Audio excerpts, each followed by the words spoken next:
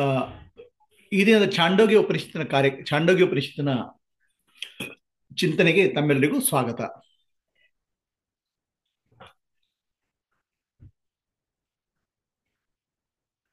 ಚಾಂಡೋಗ್ಯ ಉಪನಿಷತ್ತಿನ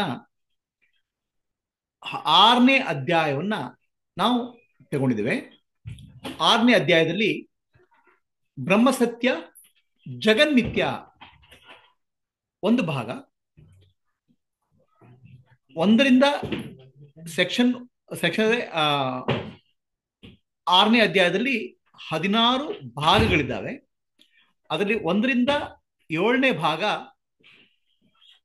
ಬ್ರಹ್ಮಸತ್ಯ ಜಗನ್ಮಿಥ್ಯ ಇದನ್ನು ಹೇಳ್ತಾ ಇದೆ. 8ರಿಂದ 16 ಜೀವೋ ಬ್ರಹ್ಮೈವ ನಾಪರಂ ಇದನ್ನ ಹೇಳುವಂಥದ್ದು 6ನೇ ಅಧ್ಯಾಯ. ಮೊದಲು ಪ್ರಾರ್ಥನಾ ಶ್ಲೋಕದಿಂದ ಶುರು ಮಾಡೋಣ. ನಾನು ಹೇಳ್ತೇನೆ, ಅದನ್ನ ನೀವು ರಿಪೀಟ್ ಮಾಡಿ.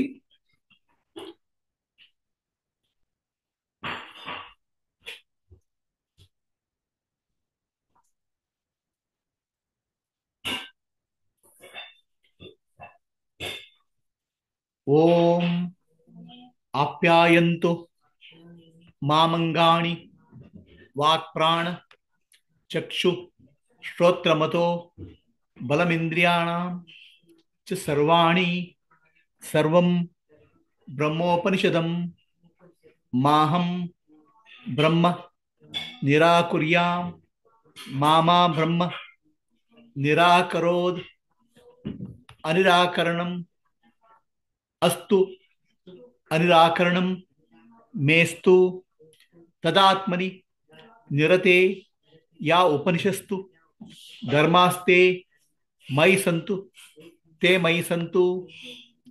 ಓಂ ಶಾಂತಿ ಶಾಂತಿ ಶಾಂತಿ. ಪ್ರತಿಯೊಂದು ಉಪನಿಷತ್ತು ಆರಂಭ ಮಾಡೋ ಮುಂಚೆ ಶಾಂತಿ ಮಂತ್ರ ಪಠಣ ಮಾಡೋ ಕ್ರಮ. ಚಾಂಡೋಗ್ಯ ಉಪನಿಷತ್ತು ಇದಕ್ಕೆ ಶಾಂತಿ ಮಂತ್ರ.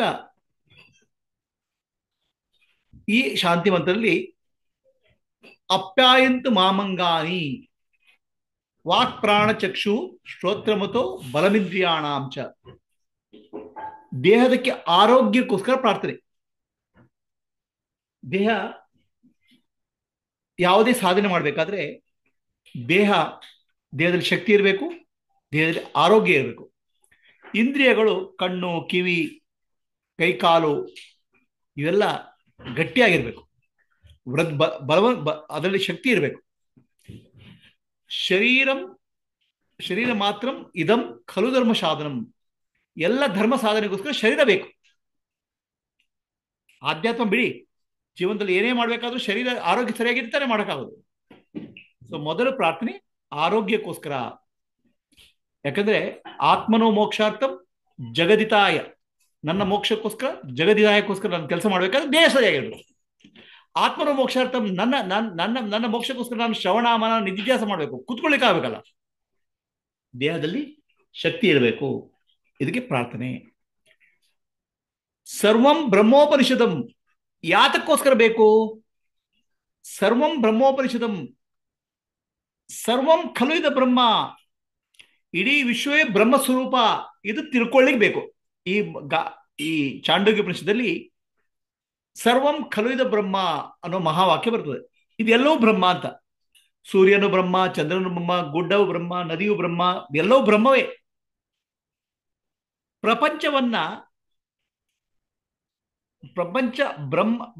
ಬ್ರಹ್ಮನನ್ನು ನಾವು ತಪ್ಪಾಗಿ ತಿಳ್ಕೊಂಡಾಗ ಪ್ರಪಂಚ ಕಾಣ್ತದೆ. ಭ್ರಮೆಯಲ್ಲಿ ಬ್ರಹ್ಮ ಪ್ರಪಂಚ ಆಗ್ಬಿಡ್ತದೆ. ಜ್ಞಾನದಲ್ಲಿ ಅದೇ ಪ್ರಪಂಚ ಬ್ರಹ್ಮ ಆಗ್ಬಿಡ್ತದೆ.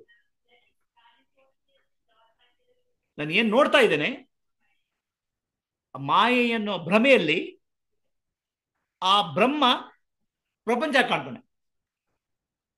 ಜ್ಞಾನದಲ್ಲಿ ಇದೇ ಪ್ರಪಂಚ ನಮ್ಮ ಕಣ್ಣಿಗೆ ಏನ್ ಕಾಣ್ತಾ ಇದೆ ಅದೇ ಬ್ರಹ್ಮ ಕಾಣ್ತದೆ. ಸೊ ಹಾಗಾಗ್ಬಿಟ್ಟು ಸರ್ವಂ ಖಲು ಎಲ್ಲವೂ ಬ್ರಹ್ಮ ಸ್ವರೂಪ ಆಗಬೇಕು, ಅದನ್ನು ತಿಳ್ಕೊಳ್ಬೇಕು. ಮಾಹಂ ಬ್ರಹ್ಮ ನಿರಾಕುರ್ಯಾಂ, ಬ್ರಹ್ಮ ಅಂದ್ರೆ ಈಶ್ವರ ಭಗವಂತ ನನ್ನನ್ನು ನಿರಾಕರಣೆ ಮಾಡ್ತಿರ್ಲಿ ಅಂತ. ಈಶ್ವರ ಯಾಕೆ ನಿರಾಕರಣೆ ಮಾಡ್ತಾರೆ? ಈಶ್ವರ ಅಂದ್ರೆ ನನಗೆ ಈಶ್ವರನ ಕೃಪೆ ಇರಲಿ, ಭಗವಂತನ ಕೃಪೆ ಇರಲಿ, ಗ್ರೇಸ್ ಇರಲಿ, ಈಶ್ವರನ ಕೃಪೆ ಇರಲಿ. ಡಿನೈಲ್. ಈಶ್ವರನ ಕೃಪೆ ನನ್ನ ಮೇಲೆ ಇರಲಿ. I can see.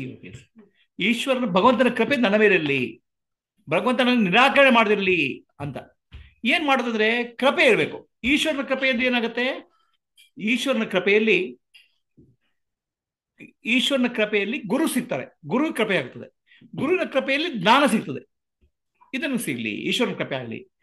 ಮಾ ಬ್ರಹ್ಮ ನಿರಾಕರ, ನಾನು ಬ್ರಹ್ಮನನ್ನ ನಿರಾಕರಣೆ ಮಾಡದಿರಲಿ ಅಂತ. ನಾನು ಬ್ರಹ್ಮ ನಿರಾಕರಣೆ ಮಾಡಿದ್ರೆ ಏನಪ್ಪಾ ಅದು? ಬ್ರಹ್ಮ ನಮ್ಮ ಇಂದ್ರಿಯಗಳಿಗೆ, ಮನಸ್ಸಿಗೆ, ಬುದ್ಧಿಗೆ ಸಿಗಲ್ಲ. ಅಂತ ಬ್ರಹ್ಮನೇ ಇಲ್ಲ ಅಂತ ನಾನು ಹೇಳಬಾರ್ದು, ಅಂಥದ್ದು ಏನೂ ಇಲ್ಲ ಅಂತ ಹೇಳಬಾರ್ದು. ಆದ್ರೆ ನಾನು ನಾಸ್ತಿಕ ಆಗಬಾರ್ದು. ಕಡೆಗೆ ನನಗೆ ಈಶ್ವರನ ಕೃಪೆ ಬೇಕು, ನನ್ನ ಕೃಪೆ ಬೇಕು. ನಾನು ಕೂಡ, ನನಗೂ ಕೃಪೆ, ನನ್ನ ಕೃಪೆನೂ ಬೇಕು, ಆತ್ಮನ ಕೃಪೆನೂ ಬೇಕು. ಆತ್ಮನ ಕೃಪೆ ಅಂದ್ರೆ ಏನು?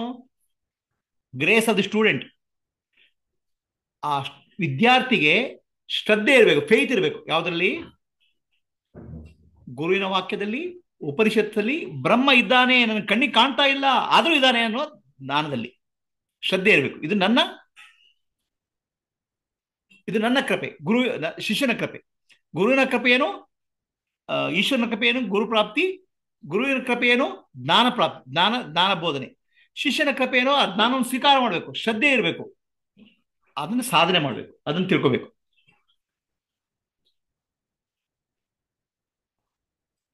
ಅನಿರಾಕರಣಂ ಅಸ್ತು ಅನಿರಾಕರಣಂ ಮೇಸ್ತು. ಪುನಃ ಶಿಷ್ಯ ಒತ್ತಿ ಹೇಳ್ತಾನೆ, 2 ಸಲ ಹೇಳ್ತಾನೆ, ದಯವಿಟ್ಟು ಭಗವಂತ ನನ್ನನ್ನ ನಿರಾಕರಣೆ ಮಾಡಬೇಡ, ನಾನ್ ನಿರಾಕರಣೆ ಮಾಡ್ದ ಹಾಗಿರ್ಲಿ. ಇದು ಬಹಳ ಇಂಪಾರ್ಟೆಂಟ್. ಭಗವಂತನ ಕೃಪೆ ಇರಬೇಕು, ಮತ್ತೆ ನನಗೆ ಕೂಡ ಶ್ರದ್ಧೆ ಇರಬೇಕು. ತದಾತ್ಮನಿ ನಿರತೇಯ ಉಪನಿಷತ್ತು ಧರ್ಮಾಸ್ತೆ ಮೈ ಸಂತು ತೇ ಮೈ ಸಂತು. ಉಪನಿಷತ್ತಿನ ಧರ್ಮ, ಉಪನಿಷತ್ತಲ್ಲಿ ಏನ್ ಧರ್ಮ ಇದೆ, ಉಪನಿಷತ್ತು ಜ್ಞಾನ ಬರಬೇಕಾದ್ರೆ ನಮ್ಮಲ್ಲಿ ಕೆಲವು ಗುಣಗಳು ಬೇಕು. ಅದಕ್ಕೆ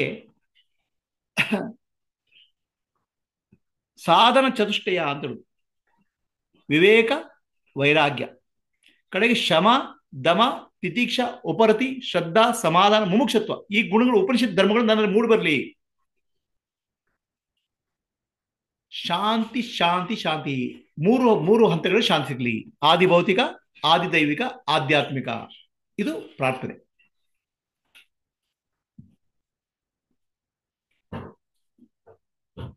ಈಗ ಉಪನಿಷತ್ತು ಶುರುವಾಗ್ತದೆ, ಉಪನಿಷತ್ತಿನ ಪಾಠ ಶುರುವಾಗ್ತದೆ. ಉಪನಿಷತ್ತಲ್ಲಿ ಏನಾಗ್ತದೆ?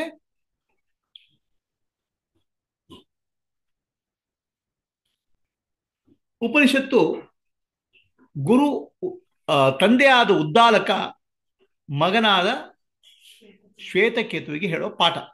ಉದ್ದಾಲಕ ಶ್ವೇತಕೇತು ಸಂವಾದ. ಇದನ್ನು ಸಂವಾದ ರೂಪದಲ್ಲಿ ಯಾಕೆ ಹೇಳ್ತಾರೆ ಅಂದ್ರೆ, ಆ ಸಂವಾದ ರೂಪದಲ್ಲಿ ನಮಗೆ ನಮ್ಮ ಸಂಶಯಗಳು ಪರಿಹಾರ ಸುಲಭ ಆಗ್ತದೆ.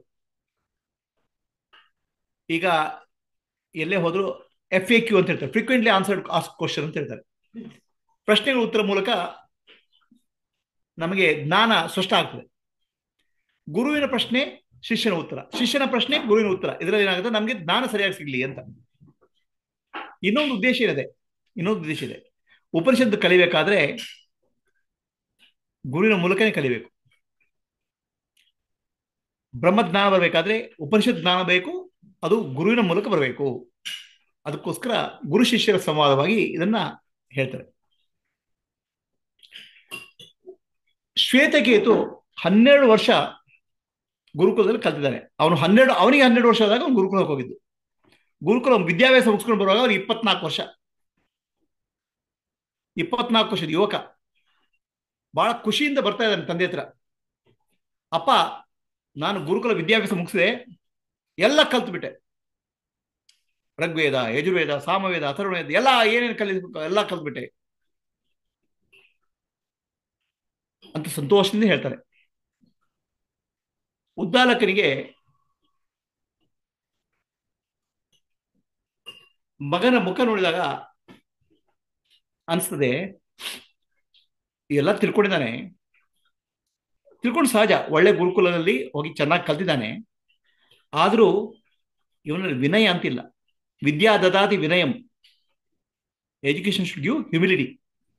ಆ ವಿನಯ ಕಾಣ್ತಾ ಇಲ್ಲ, ಅಹಂಕಾರ ಕಾಣ್ತಾ ಇದೆ. ಆಗ ಅವನಿಗೊಂದು ಪ್ರಶ್ನೆ ಕೇಳ್ತಾರೆ. ಮಗ ಶ್ವೇತಕೇತು, ನಿನಗೆ ಯಾವುದನ್ನು ತಿಳ್ಕೊಂಡ್ರೆ ಎಲ್ಲವನ್ನು ತಿಳ್ಕೊಂಡ ಹಾಗಾಗುತ್ತೋ ಆ ವಿಷಯ ಕಲ್ತಿದ್ಯಾ ಅಂತ. Knowing which you know everything. ಯಾವುದನ್ನು ತಿಳ್ಕೊಂಡ್ರೆ ಎಲ್ಲಾ ವಿಷಯ ತಿಳ್ಕೊಂಡ ಹಾಗಾಗುತ್ತೋ ಆ ವಿಷಯ ನಿನ್ ಕಲ್ತಿದ್ಯಾ ಅಂತ. ಶ್ವೇತಗೆ ಗಾಬರಿ ಆಗ್ಬಿಡ್ದು. ಅಂಥದ್ದು ಏನಪ್ಪ ಸಬ್ಜೆಕ್ಟು, ಅದು ನಾನು ಕೇಳೇ ಇಲ್ಲ ಅಂತ ಇದೆಯಾ ಅಂತ ಕೇಳ್ತಾರೆ. Knowing which you know everything. ಯಾವ್ದನ್ನ ತಿಳ್ಕೊಂಡ್ರೆ ಎಲ್ಲವೂ ತಿಳ್ಕೊಂಡ ಹಾಗಾಗುತ್ತೋ ಆ ವಿಷಯ ನಿನ್ಗೆ ಗೊತ್ತಿದೆಯಲ್ಲಪ್ಪ ಅಂತ ಕೇಳ್ತಾರೆ. ಇಲ್ಲಿ ನಮ್ಗೊಂದು ಸಂಶಯ ಬರ್ತದೆ, ಆ ವಿಷಯ ಏನಪ್ಪ ಅದು? ಅದಕ್ಕೆ ಬ್ರಹ್ಮಜ್ಞಾನ ಅಂತ, ಬ್ರಹ್ಮವಿದ್ಯೆ ಅಂತ ಹೇಳುದು. ಬ್ರಹ್ಮನ ಬಗ್ಗೆ ತಿಳ್ಕೊಂಡ್ರೆ ಎಲ್ಲವೂ ತಿಳ್ಕೊಂಡ ಹಾಗೆ ಅಂತ.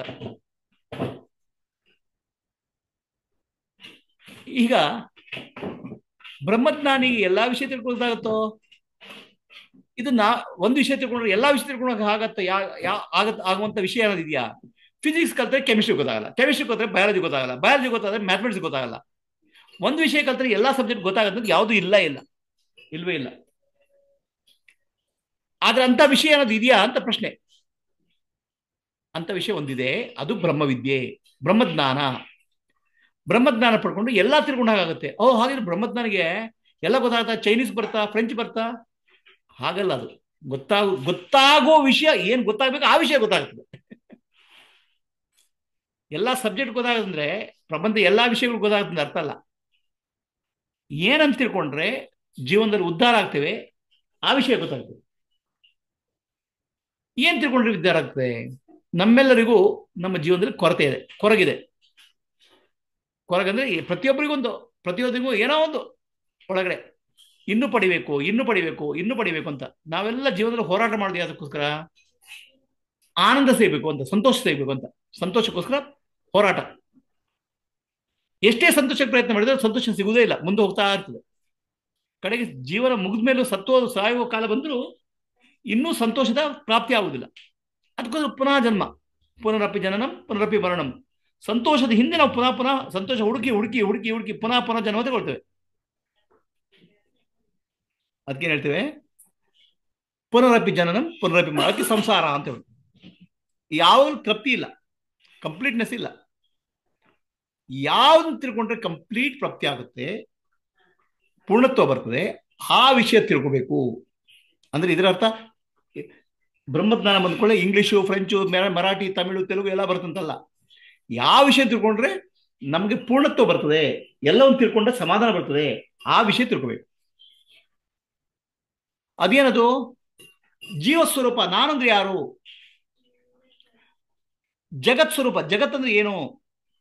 ಈಶ್ವರ ಸ್ವರೂಪ ಭಗವಂತಂದ್ರೆ ಯಾರು? ಬಂಧ ಸ್ವರೂಪ, ನಾನು ಬಂಧನಕ್ಕೆ ಸಿಕ್ಕಾಕೊಂಡಿರೋದು ಯಾತಕ್ಕೋಸ್ಕರ? ಮೋಕ್ಷ ಸ್ವರೂಪ, ಮೋಕ್ಷ ಅಂದ್ರೆ ಏನು? ಇದಿಷ್ಟನ್ನು ಸ್ಪಷ್ಟವಾದ ಜ್ಞಾನ ಬರಬೇಕಾದ್ರೆ ಇಷ್ಟು ಜ್ಞಾನ ಬೇಕು. ಈ ಜ್ಞಾನಕ್ಕೋಸ್ಕರ ಬ್ರಹ್ಮವಿದ್ಯೆ ತಿಳ್ಕೋಬೇಕು. ಎಲ್ಲವನ್ನು ತಿಳ್ಕೊಂಡ್ರೆ ಸಮಾಧಾನ ಆಗ್ಬಿಡುತ್ತೆ, ತೃಪ್ತಿ ಆಗ್ಬಿಡುತ್ತೆ, ಪೂರ್ಣತ್ವ ಬಂದ್ಬಿಡುತ್ತೆ. ಮತ್ತೇನು ತಿಳ್ಕೊಬೇಕಂತ ಆಶೆ ಇರೋದಿಲ್ಲ, ಎಲ್ಲ ಬಂದೋಗ್ಬಿಡುತ್ತೆ. ಅಂದ್ರೆ ಜೀವನದ ಮೂಲಭೂತ ಪ್ರಶ್ನೆಗಳಿಗೆ ಉತ್ತರ ಸಿಗ್ತದೆ ಎಲ್ಲವನ್ನು ತಿಳ್ಕೊಂಡ ಹಾಗ ಆಗುದು ಅಂತ. ಅಂದ್ರೆ ಅರ್ಥ ಬ್ರಹ್ಮಜ್ಞಾನಿಗೆ ಆ ವಿಷಯ ತಿಳ್ಕೊಡುತ್ತೆ, ನಂತರ ಏನಾಗುತ್ತೆ ಅಂತ ತಿಳ್ಕೊಳ್ತಾ ಗೊತ್ತಾಗುತ್ತೆ, ಪ್ರಪಂಚ ಏನಾಗುತ್ತೆ ಗೊತ್ತಾಗಂತವ್ ಏನಲ್ಲ. ಯಾವ್ದು ತಿಳ್ಕೊಂಡ್ರೆ ಜೀವನದ ಮೂಲಭೂತ ಪ್ರಶ್ನೆಗೆ ಉತ್ತರ ಸಿಕ್ಕಿ ಸಮಾಧಾನ ಸಿಗುತ್ತೆ, ಸಂಸಾರ ಬಂಧನ ಕಳ್ಸಿ ಹೋಗುತ್ತೆ, ಆ ವಿಷಯ ಹೇಳ್ತೀನಿ ತಿಳ್ಕೊಳಗಿದೆ ಅಂತ ಹೇಳಿದ್ರೆ. ಆಗ ಶ್ವೇತಕೇತು ಕೇಳ್ತಾನೆ, ಅಪ್ಪ ಇದು ಹೇಗೆ ಸಾಧ್ಯ? ಅಪ್ಪ ಅಂತ ಹೇಳ, ಭಗವನ್ ಅಂತ ಹೇಳ್ತಾನೆ, ಅಂದ್ರೆ ಗುರು ಆಗಿ ಹೇಳ್ತಾನೆ. ಆ ತಂದೆಯನ್ನು ಗುರುವಾಗಿ ಸಂವಾದ ಮಾಡ್ತಾನೆ. ಭಗವನ್, ತಂದೆ ಮಗನನ್ನ ಮಗ ಅಂತ ಹೇಳುದಿಲ್ಲ, ಸೌಮ್ಯ. ಮಗನನ್ನ ಸೌಮ್ಯ ಅಂದ್ರೆ ಒಳ್ಳೆ ಗುಣದ ಶಿಷ್ಯನೇ, ಮಗನೇ ಅಂತ. ಈಗ ಭಗವಾನ್ ಮತ್ತು ಸೌಮ್ಯ ಇವರ ಮಧ್ಯೆ ಸಂವಾದ ನಡೀತದೆ. ಸೌಮ್ಯ ಶಿಷ್ಯ, ಭಗವಾನ್ ಗುರು. ತಂದೆ ಮಗ ಇದ್ದರು ಈಗ ಗುರು ಶಿಷ್ಯರಾಗ್ಬಿಟ್ರು. ಉದ್ಧಾರಕ ಹೇಳ್ತಾರೆ, ನೋಡಪ್ಪ, ಬಂಗಾರದ ಒಡವೆ ಇದೆ, ನೆಕ್ಲೆಸ್ ಇದೆ, ಚೈನ್ ಇದೆ, ರಿಂಗ್ ಇದೆ, ಬೇರೆ ಬೇರೆ ಒಡವೆಗಳಿದ್ದಾವೆ. ಈ ಒಡವೆಗಳೆಲ್ಲ ಎಫೆಕ್ಟ್ ಅಂದ್ರೆ ಕಾರ್ಯ. ಇದಕ್ಕೆ ಕಾರಣ ಏನು? ಬಂಗಾರ. ಕಾಸ್ is the gold, effect is the necklace, chain. ಕಾರ್ಯಕ್ಕೆ, ಕಾರಣಕ್ಕೆ ಕಾಸ್ ಅಂತ ಹೇಳೋದು, ಕಾರ್ಯಕ್ಕೆ ಎಫೆಕ್ಟ್ ಅಂತ ಹೇಳೋದು. ಕಾಸ್ ಅಂಡ್ ಎಫೆಕ್ಟ್, ಕಾರ್ಯ ಕಾರಣ ಸಂಬಂಧ. ಸೊ ನೀವು ಬಂಗಾರ ಅಂತ ತಿಳ್ಕೊಂಡ್ರೆ ನೆಕ್ಲೆಸು, ಚೈನು, ಉಂಗುರ ಎಲ್ಲ ತಿಳ್ಕೊಂಡ ಹಾಗೆ. ಯಾಕಂದ್ರೆ ಎಲ್ಲದರ ಮುಖ್ಯ, ಎಲ್ಲದರ ಹಿಂದಿರೋದು ಬಂಗಾರವೇ. ಸೊ ಕಾರಣ ತಿಳ್ಕೋಬೇಕು, ಅವಾಗ ಕಾರ್ಯ ಎಲ್ಲ ಗೊತ್ತಾಗತ್ತೆ ಅಂತ. ಇನ್ನೊಂದು ಉದಾಹರಣೆ ಕೊಡ್ತಾನೆ. ಮಣ್ಣು ಅಂತ ಗೊತ್ತಾದ್ರೆ, ಮಣ್ಣಿನ ಬಗ್ಗೆ ತಿಳ್ಕೊಂಡ್ರೆ, ಮಣ್ಣಿನ ಪಾತ್ರೆ, ತಟ್ಟೆ, ಹರಿವಾಣ, ಮಣ್ಣಿಂದ ಮಾಡಿ ಏನಿದೆ ಅದೆಲ್ಲ ತಿಳ್ಕೊಂಡ ಹಾಗೆ. ಮಣ್ಣು ಕಾರ್ಯ, ಮಣ್ಣು ಕಾರಣ, ಇವೆಲ್ಲ ಕಾರ್ಯ, ಕಾಸ್ ಅಂಡ್ ಎಫೆಕ್ಟ್. ಮೂಲ ಕಾರಣ ಹುಡುಕ್ಬೇಕು, ಮೂಲ ಕಾರಣ ತಿಳ್ಕೋಬೇಕು, ಕಾಸ್ ತಿಳ್ಕೋಬೇಕು. ಎಲ್ಲ ಎಫೆಕ್ಟ್ಗಳು ಕೂಡ ಕಾಸಿಗೆ ಸಂಬಂಧಪಟ್ಟಿದ್ದಾವೆ. ಎಲ್ಲವೂ ಕಾರ್ಯಗಳು ಕಾರಣಕ್ಕೆ ಸಂಬಂಧಪಟ್ಟಿದ್ದಾವೆ. ಇನ್ನೊಂದು ಉದಾಹರಣೆ ಕೊಡ್ತಾನೆ. ಕಬ್ಬಿಣ ತಿಳ್ಕೊಂಡ್ಬಿಟ್ರೆ, ಕಬ್ಬಿಣದಿಂದ ಮಾಡಿದ ಎಲ್ಲ ಸಾಧನಗಳು, ಸುತ್ತಿಗೆ, ಉಳಿ, ಬ್ಲೇಡು, ಏನಿದೆ ಅವೆಲ್ಲ ತಿಳ್ಕೊಂಡ ಹಾಗೆ ಅಂತ. ಕಬ್ಬಿಣ ಅನ್ನೋದು ಕಾರಣ, ಈ ಟೂಲ್ಸ್, ಬೇರೆ ಬೇರೆ ಟೂಲ್ಸ್, ಬೇರೆ ಬೇರೆ ಇನ್ಸ್ಟ್ರೂಮೆಂಟ್ಸ್, ಸಾಧನಗಳು, ಸುತ್ತಿಗೆ, ಉಳಿ ಎಲ್ಲ ಕಾರ್ಯ. ಕಾರಣವನ್ನು ತಿಳ್ಕೊಂಡ್ರೆ ಕಾರ್ಯ ತಿಳ್ಕೊಂಡ ಹಾಗೆ. ಸೊ ಕಾರಣ ತಿಳ್ಕೋಬೇಕು. ಈ ಜಗತ್ತಿಗೆಲ್ಲ ಮೂಲ ಕಾರಣ ತಿಳ್ಕೊಂಡ್ರೆ ಜಗತ್ತಿನ ಬಗ್ಗೆ ಎಲ್ಲ ತಿಳ್ಕೊಂಡ ಹಾಗೆ. ಜಗತ್ತಿಗೆ ಮೂಲ ಕಾರಣ ಏನು? ಬ್ರಹ್ಮ. ಅದನ್ನು ತಿಳ್ಕೋಬೇಕು ಅಂತ. ಇಲ್ಲೀಗ ಒಂದು ಮುಖ್ಯವಾದ ವಿಷಯ ಬರ್ತದೆ, ನಾನು ಹೇಳ್ತೇನೆ, ರಿಪೀಟ್ ಮಾಡಿ.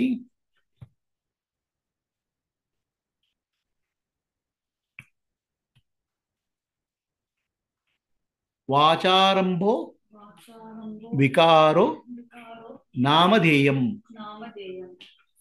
ವಾಚಾರಂಭೋ ವಿಕಾರೋ ನಾಮಧೇಯಂ.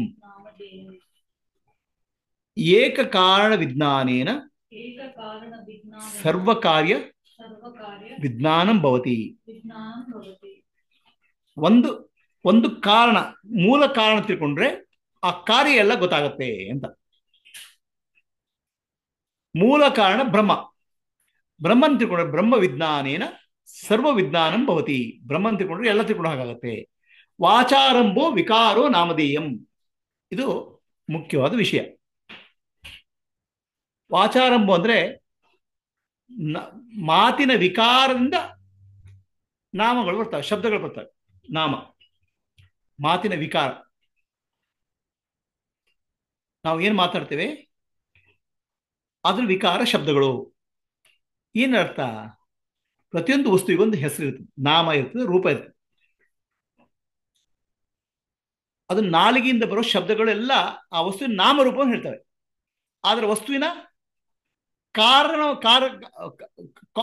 ಅದರ ಮೂಲವನ್ನು ಹೇಳೋದಿಲ್ಲ. ಈಗ ನಾನು ನೆಕ್ಲೆಸ್ ಅಂತ ಹೇಳಿದ್ರೆ, ನೆಕ್ಲೆಸ್ಗೆ ಒಂದು ನಾಮರೂಪ ಇದೆ. Necklace is gold. ಆ ಗೋಲ್ಡ್ ಇಲ್ಲ ಅದರಲ್ಲಿ, ಅದರ ಸಬ್ಸ್ಟೆನ್ಸ್ ಹೇಳಲ್ಲ, ಅದರ ಏನದು, ಅದರ ವಾಸ್ತವತೆ ಹೇಳಲ್ಲ, ಕೇವಲ ಅದು ನಾಮರೂಪವನ್ನು ಹೇಳ್ತದೆ. ನಾಮರೂಪ ಕೇವಲ ನಾಲಿಗೆಯಲ್ಲಿ ಬರೋ ಶಬ್ದಗಳು. ಆ ನಾಮರೂಪಗಳಿಗಿಂತ ನಾಮರೂಪ ಕೇವಲ ಮಿಥ್ಯ, ಅದರ ವಾಸ್ತವತೆ ಅದು ಸತ್ಯ. ಈಗ ನೆಕ್ಲೆಸ್ ಅಂತ ಹೇಳಿದ್ರೆ ಅದು ಕೇವಲ ಅದು ಮಿಥ್ಯ ಅಂದ್ರೆ ಅದು ನಾಮರೂಪ ಅಷ್ಟೇ. ನೆಕ್ಲೆಸ್ ಅನ್ನೋ ಒಂದು ವಸ್ತು ಇಲ್ಲ. ಬಂಗಾರದ ನೆಕ್ಲೆಸ್ ಇದೆ, ಬಂಗಾರ ಮೂಲ ವಸ್ತು. ಸೊ ನಾಮರೂಪಗಳಲ್ಲಿ ಮೂಲ ವಸ್ತುವಿನ ಬಗ್ಗೆ ಹೇಳುವುದಿಲ್ಲ, ಕೇವಲ ಅದರ ನಾಮರೂಪ ಹೇಳ್ತೇವೆ. ಮೂಲ ವಸ್ತು ಬಿಟ್ಟೋಗ್ಬಿಡ್ತೇವೆ ನಾಮರೂಪ ಇದರಲ್ಲಿ, ಮಾತಿನಲ್ಲಿ ವಾಚಾಭರಣಂ. ನಮಗೆ ಪ್ರಪಂಚ ಏನಾಗಿದೆ? ಪ್ರಪಂಚ ಎಲ್ಲ ಬರೀ ನಾಮರೂಪಗಳಿಂದ ತುಂಬಿಬಿಟ್ಟಿದೆ. ಪ್ರಪಂಚವನ್ನು ನಾನು ಪ್ರತಿಯೊಂದನ್ನು ಆ ನಾಮರೂಪದಿಂದ ಗುರುತಿಸ್ತೇನೆ, ಮೂಲ ವಸ್ತುವಿಂದ ಗುರುತಿಸದೇ ಇಲ್ಲ. ಈಗ ಉದಾಹರಣೆಗೆ ನಾನು ನಿಮ್ಮ ಮಾತಾಡ್ತೇನೆ, ಏನ ಕತ್ತೆಯಾಗಿ ವರ್ತನೆ ಮಾಡ್ತೀಯ ಅಂತ ಹೇಳ್ತಾನೆ. ಒಳ್ಳೆ ನನ್ನ ಕತ್ತೆ ಅಂತ ಹೇಳ್ತೀಯ, ನಾನು ಯಾರಂತ ಗೊತ್ತಾ ನಿಂಗೆ? ಸಿಟ್ಟು ಬಂದ್ಬಿಡ್ತದೆ. ಕತ್ತೆ ಅನ್ನೋ ಶಬ್ದ, ಕತ್ತೆ ಅನ್ನೋ ಶಬ್ದಗಳು ಒಂದು ರೂಪ ತಲೆಯಲ್ಲಿ ಬರ್ತದೆ. ಆ ಕತ್ತೆ ರೂಪ ಅಂದ್ರೆ ಸಿಟ್ಟು ಬರ್ತದೆ. ಆ ನಾಮ ರೂಪಗಳು ಮುಖ್ಯ ಆಗ್ತವೆ. ಆದ್ರೆ ಅದರ ಹಿಂದೆ ನಾನು ಬ್ರಹ್ಮಸ್ವರೂಪಿ, ನಾನು ಸಾಕ್ಷಿ ಅಂತ ಮರ್ತೋಗ್ಬಿಡ್ತದೆ. ಎಸೆನ್ಸ್ ಮರ್ತೋಗ್ಬಿಡ್ತದೆ, ಸೂಪರ್ಫಿಷಿಯಲ್ ಫೋಕಸ್ ಆಗ್ತದೆ. ಮಿಥ್ಯವಾದ ನಾಮರೂಪ ಮುಖ್ಯ ಆಗ್ತದೆ, ಸತ್ಯವಾದ ಬ್ರಹ್ಮ ಮರ್ತೋಗ್ಬಿಡ್ತದೆ ಹಿಂದ್ಗಡೆ. ವಾಚಾಭರಣಂ, ಬಾಯಿಂದ ಬರೋ ಶಬ್ದಗಳು ಕೇವಲ ವಿಕಾರ, ಅಂದ್ರೆ ಅವು ವಾಚಾರಂಭ ವಿಕಾರೋ ನಾಮಧೇಯಂ, ಹೆಸರು ಕೇವಲ ಮಾತಿನ ವಿಕಾರ ಅಷ್ಟೇ, ಅದಕ್ಕೆ ಅಸ್ತಿತ್ವ ಇಲ್ಲ. ಉದಾಹರಣೆ, ಅಲೆ, ಸಮುದ್ರದ ಅಲೆ, ವೇವ್ಸ್. ಅಲೆ ಅಂತ ಒಂದು ವಸ್ತು ಇಲ್ಲ, ಅದು ನೀರಿನ ರೂಪ ಅಷ್ಟೇ. ಸೊ ನೀರು ಅನ್ನೋದು ಅದರ ಎಸೆನ್ಸ್. ನೀರಿನ ಬಗ್ಗೆ ಗೊತ್ತಾದರೆ ಎಲ್ಲ ಅಲೆಗಳ ಬಗ್ಗೆ ಗೊತ್ತಾದ ಹಾಗೆ, ಯಾಕಂದ್ರೆ ಅದರ ಸಬ್ಸ್ಟೆನ್ಸ್ ಏನು? ಅಲೆ. ಸೊ ಅಲೆಯ ವಾಸ್ತವಿಕತೆ ನೀರು. ನೆಕ್ಲೆಸ್ ಅಂಗಡಿಗೆ ಹೋಗಿ ನೆಕ್ಲೆಸ್ ಕೊಡಿ ಅಂತ ಹೇಳೋದು. ನೆಕ್ಲೆಸ್ ಕೊಟ್ರೆ ಬಂಗಾರನೇ ಕೊಡೋದು ನೆಕ್ಲೆಸ್ ರೂಪದಲ್ಲಿ. ಬಂಗಾರ ಇಲ್ಲದೆ ನೆಕ್ಲೆಸ್ ಇಲ್ಲ. ನೆಕ್ಲೆಸ್ಗೆ ಒಂದು ಅಸ್ತಿತ್ವ ಇದೆಯಾ? ಬಂಗಾರ ಇಲ್ದಿದ್ರೆ ನೆಕ್ಲೆಸ್ಗೆ ಅಸ್ತಿತ್ವ ಇಲ್ಲ. ನೀರು ಇಲ್ದಿದ್ರೆ ಅಲೆಗೆ ಅಸ್ತಿತ್ವ ಇದೆಯಾ? ಇಲ್ಲ. ಆದ್ರೆ ನಾವೇನು, ಅಲೆಗೆ ಅಸ್ತಿತ್ವ ಇದ್ದ ಹಾಗೆ ವರ್ತನೆ ಮಾಡ್ತೇವೆ, ನೆಕ್ಲೆಸ್ಗೆ ಅಸ್ತಿತ್ವ ಇದ್ದಾಗ ವರ್ತನೆ ಮಾಡ್ತೇವೆ. ಪ್ರಪಂಚ ಎಲ್ಲದಕ್ಕೂ ನಾಮ ರೂಪಕ್ಕೆ ನಾವು ಪ್ರಾಧಾನ್ಯ ಕೊಡ್ತೇವೆ, ಅದರ ಅಸ್ತಿತ್ವಕ್ಕೆ, ಅದರ ವಾಸ್ತವತೆಗೆ ಪ್ರಾಧಾನ್ಯ ಕೊಡೋದಿಲ್ಲ, ಮರ್ತೋಗ್ಬಿಡ್ತದೆ ಅಲ್ವಾ? ಈ ನಾಮ ರೂಪಗಳನ್ನ ಸತ್ಯ ಅಂತ ತಿಳ್ಕೊಳ್ತೀವಲ್ಲ, ಅದೇ ಮಿಥ್ಯ, ಅದೇ ಮಾಯೆ. ಪ್ರಪಂಚ ಅನ್ನೋದು ಮಿಥ್ಯ ಅಂದ್ರೆ ಪ್ರಪಂಚದ ನಾಮ ರೂಪಗಳು ಪ್ರಪಂಚ ಆಗ್ಬಿಡಿದೆ ನಮಗೆ. ಆ ಪ್ರಪಂಚದ ಹಿಂದೆ ಸತ್ಯ ಇರೋ ಬ್ರಹ್ಮ ಸತ್ಯ ಮರ್ತೋಗ್ಬಿಡಿದೆ. ಭ್ರಮೆಯಲ್ಲಿ ಬ್ರಹ್ಮ ಇದ್ದವನು ಪ್ರಪಂಚ ಕಾಣ್ತಾನೆ. ಬ್ರಹ್ಮ ಅಂತ ಏನಿದೆ ನನ್ ಕಣ್ಣಿಗೆ ಕಾಣ್ತಾ ಇರೋದು ಬ್ರಹ್ಮನೇ. ಆ ನಾಮರೂಪಗಳ ಕಾರಣದಿಂದ ಬ್ರಹ್ಮ ಇದ್ದದ್ದು ಭ್ರಮೆಯಿಂದ ಪ್ರಪಂಚ ಕಾಣ್ತದೆ. ಜ್ಞಾನದಲ್ಲಿ ಅದೇ ಪ್ರಪಂಚ ಬ್ರಹ್ಮ ಆಗ್ಬಿಡ್ತದೆ. ಸೊ ಇದನ್ನ ತಿಳ್ಕೋಬೇಕು. ಇಲ್ಲಿ ಸರ್ವಂ ಖಲಿದ ಬ್ರಹ್ಮ, ಎಲ್ಲವೂ ಬ್ರಹ್ಮನೇ ಆಗಿದ್ದಾರೆ, ಎಲ್ಲವೂ ಬ್ರಹ್ಮವೇ. ನೀರು ಬ್ರಹ್ಮ, ಗುಡ್ಡವು ಬ್ರಹ್ಮ, ಎಲ್ಲವೂ ಬ್ರಹ್ಮನೇ. ಸರ್ವಂ ಬ್ರಹ್ಮಮಯಂ, ಎಲ್ಲರ ಮೂಲ ಬ್ರಹ್ಮನೇ. ಇದನ್ನ ತಿಳ್ಕೊಂಡು ಏನಾಗುತ್ತೆ ನೋಡಪ್ಪ, ನೀನು ಅಂತ ಏನ್ ಹೇಳ್ತೀಯ, ನಾನು ಅಂತ ಹೇಳ್ತೀಯ, ನಿನ್ನ ಮೂಲವು ಬ್ರಹ್ಮನೇ. ಜಗತ್ತು ಅಂತ ಹೇಳ್ತೀಯ, ಅದ್ರ ಮೂಲವು ಬ್ರಹ್ಮನೇ. ಸೊ ಆ ಬ್ರಹ್ಮನಾಗಿ ದ್ವೈತ ಇಲ್ಲ, ಅದ್ವೈತ ಇದೆ, ಎಲ್ಲವೂ ಬ್ರಹ್ಮನೇ ಆಗಿದ್ದಾನೆ. ಅದನ್ನ ತಿಳ್ಕೊಳ್ಳೋದಾಗ ಶಾಂತಿ ಸಿಗ್ತದೆ. ಅದನ್ನ ತಿಳ್ಕೊಂಡಾಗ ಎಲ್ಲವನ್ನ ತಿಳ್ಕೊಂಡ ಹಾಗೆ ಜ್ಞಾನ ಬರ್ತದೆ ಅಂತ ಉದ್ದಾಲಕ ತನ್ನ ಮಗನಾದ ತನ್ನ ಶಿಷ್ಯನಾದ ಶ್ವೇತಯುಗಿಗೆ ಹೇಳ್ತಾರೆ. ಯಾರಿಗ ಪ್ರಶ್ನೆ ಇದೆಯಾ ಝೂಮ್ ಅಲ್ಲಿ?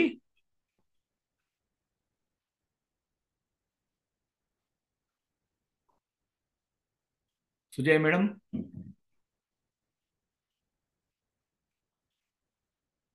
ಏನಿಲ್ಲ ಗುರುಜಿ, ರಿವಿಷನ್.